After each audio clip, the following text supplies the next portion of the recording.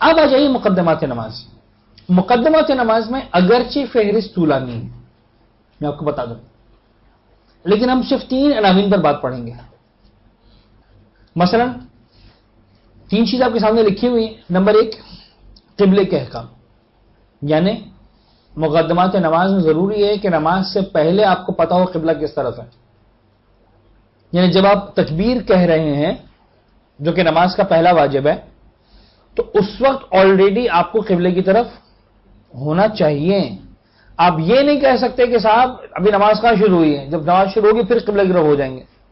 چلو تکبیر جو ہے وہ پشت پر قبلہ کہہ دیتے ہیں، نماز باطل ہو جائے گی.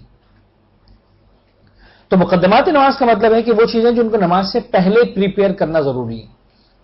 When you are starting the prayers, وہ چیزیں آلریڈی اویلیبل ہونی چاہیے. تو ایک قبلہ ہے، ربع قبلہ نماز پڑھنی. بدن کا ڈھانپنا، وہ جو ڈریس کوڈ ہے نماز کا، وہ آپ کا پہلے سے پریپیئر ہونا چاہیے. آپ یہ نہیں کر سکتے کہ صاحب نماز شروع کریں پھر چادر باندھیں گے.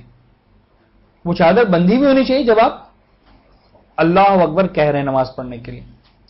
اسی طرح نماز پڑھنے کی جگہ کی کچھ شرائط ہیں کہ اس مقام پر آپ نماز پڑھ رہے ہیں، مستحبات واجبات کے اعتبار سے وہ ساری چیزیں پریپیئر ہونی چاہیے.